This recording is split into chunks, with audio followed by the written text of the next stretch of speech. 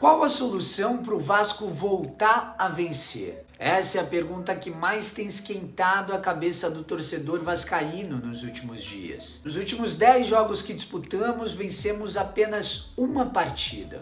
No Brasileiro são 3 derrotas, 3 empates e 1 vitória. O início do campeonato todo mundo sabia que ia ser difícil em função dos confrontos contra os favoritos ao título. Mas os pontos perdidos para Bahia e Santos em casa acenderam um alerta. E a situação piorou após a derrota para o São Paulo. Não tanto pelo resultado, mas pela forma como foi. A fragilidade defensiva do Vasco chamou atenção.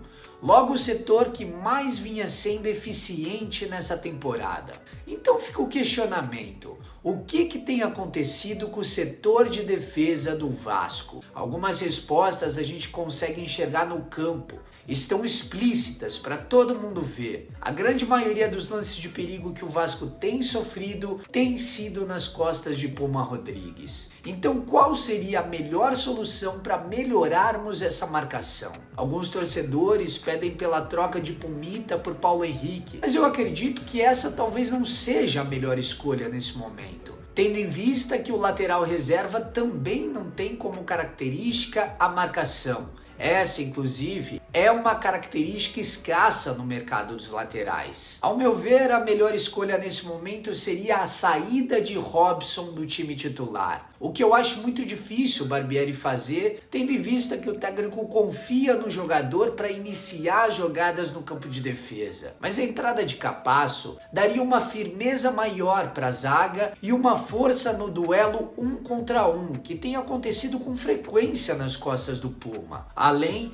de melhorar a bola aérea do Cruz Maltino. A entrada de Capasso também daria uma liberdade maior para que Puma pudesse voltar a atacar um pouco mais o corredor, já que nesses jogos do Brasileiro ele tem feito menos isso em função da pressão que ele sente na hora de recompor. Uma das principais características do time do Barbieri no Carioca era a força que tinha a profundidade dos laterais. Então talvez esteja na hora de recuperar a confiança do Puma para apoiar um pouco mais o ataque. Isso talvez daria até mais espaço para o próprio Piton atacar, porque nos últimos jogos eu sinto que as subidas do Vasco ao ataque têm ficado manjada em função da insegurança que o Puma tem para avançar. Eu entendo a escolha do Barbieri pelo Robson ali atrás. Ele é um jogador que, teoricamente, qualifica mais a saída de bola do Vasco. Mas agora com o Jair jogando de primeiro volante e participando da saída de bola, não tem a necessidade de 3 jogadores ali atrás com essa mesma característica, já que o Léo Pelé também participa do início da construção dessas jogadas. Talvez esse seja o momento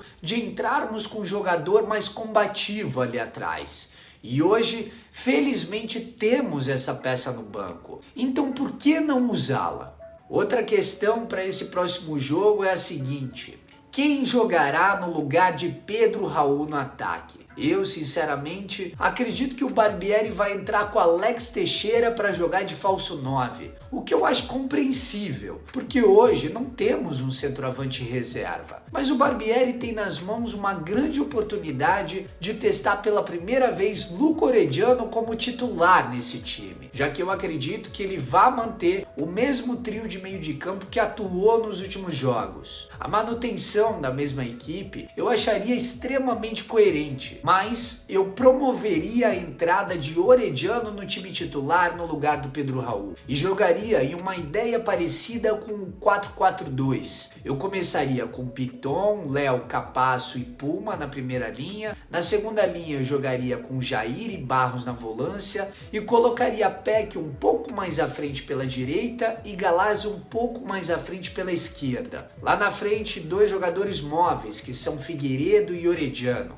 Nessa ideia de jogo, o Puma poderia avançar pelo corredor quando necessário para trabalhar com o Orediano, porque o Peck teria um espaço menor de campo para recompor na hora de auxiliar o lateral, além de o Gabriel poder trabalhar na triangulação com os outros 2 também. A mesma coisa do outro lado, com Piton, Galarza e Figueiredo. Isso faria também com que os jogadores, Peck e Galarza, que têm cansado muito nos últimos jogos, cansassem menos, porque teriam um espaço menor no campo para percorrer. Além disso, lá na frente, você ganha 2 jogadores móveis e que sabem finalizar muito bem para o gol. Inclusive, a mobilidade de Figueiredo e Orediano podem ser armas importantíssimas em uma possível marcação na saída de bola adversária, tendo em vista que na segunda linha apareceriam Peck, Galarza e até o Barros para morder ali no meio de campo. Essas são algumas soluções que a gente tenta buscar para que o time do Vasco melhore e consiga buscar pontos fora de casa contra o Fortaleza. Parada dura lá no Ceará, torcedor. Mas eu acredito que essa semana de trabalho vai ser muito importante para a gente conseguir ao menos um empate lá fora. Contra o São Paulo e contra o Santos, tivemos muitas oportunidades, mas as nossas fragilidades falaram mais alto. Tá na hora de corrigirmos isso para retomar a rota de um campeonato mais tranquilo. São mais 6 rodadas com esse time. Nomes de contratações começam a aparecer, mas precisamos ter foco para não chegarmos desesperados na 13ª rodada, que é exatamente quando a janela volta a abrir.